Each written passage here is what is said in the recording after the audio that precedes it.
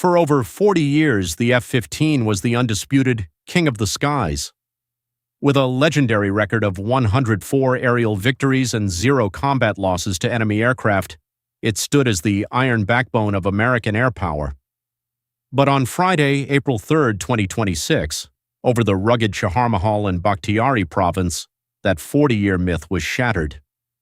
Today we break down how Iran's integrated air defense achieved the unthinkable, luring a strike eagle into a mountain trap and bringing it down. The U.S. labeled its operation Epic Fury, claiming total air superiority. But Iran was playing a silent radar game. By keeping their high-end Bavar 373 and S-300 systems in passive mode, they bypassed the sensors of American anti-radiation missiles. As the F-15E from the 494th Fighter Squadron banked low through the narrow canyons of the Zagros to stay under the radar, it entered a calculated blind spot. Hidden by the mountain's thermal mask, Iranian units fired what is believed to be a Majid surface-to-air missile or a Russian-made Verba manpads. Trapped between 7,000-foot ridges, the pilot had no room for the high-G maneuvers needed to escape. The invincible jet hit the dirt, and for the first time in this war, an American crew was evading capture on Iranian soil. The U.S. eventually rescued both crew members, but let's be clear, they were incredibly lucky. The weapons systems officer was isolated in one of Iran's most rugged regions for over 24 hours. While U.S. SEALs and PJs are masters of rescue, the price paid for these two men was staggering. The Zagros Mountains didn't just hide the airmen, they became a graveyard for American hardware. This wasn't just a rescue, it was a demolition derby. The A-10 Warthog. The tank in the sky is built to survive anything, but while providing cover near the coast, one Warthog was riddled by Iranian ground fire. Unable to stay airborne, the pilot ditched the plane in the Persian Gulf. One of America's most iconic planes now sits at the bottom of the sea. The C-130s and Little Birds. During the final extraction on Saturday night, the land itself defeated the tech.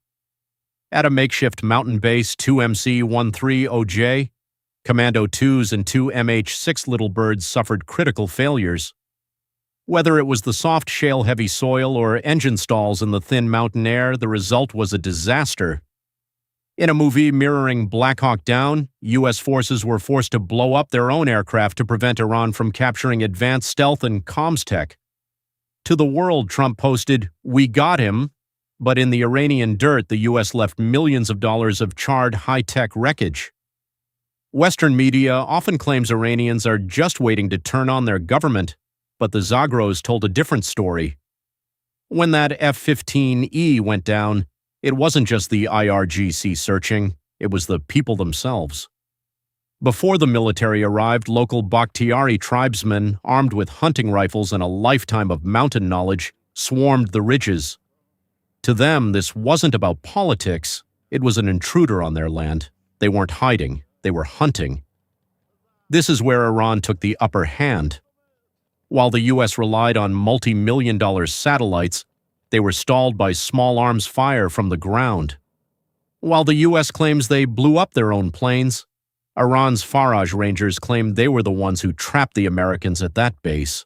Either way, the mountain fortress held its ground against the world's most powerful military. Let's look at the balance. The U.S. got a morale win by bringing their men home, but tactically, Iran has the upper hand. They downed a 4.5 generation fighter, something Russia and China haven't done in decades, and forced the U.S. to destroy their own elite equipment. Most importantly, they gathered wreckage. Right now, in labs in Tehran, engineers are likely studying the radar-absorbent materials from that F-15E tailfin. Iran didn't just stop a jet, they stole a secret. As the clock ticks on President Trump's 48-hour ultimatum for the Strait of Hormuz, the world is seeing a different Iran, one that isn't afraid of the American machine. Was this a one-off, or has the King of the Skies met its match? Let me know your thoughts in the comments. This is Rooted Roads, keeping you connected to the history happening right now.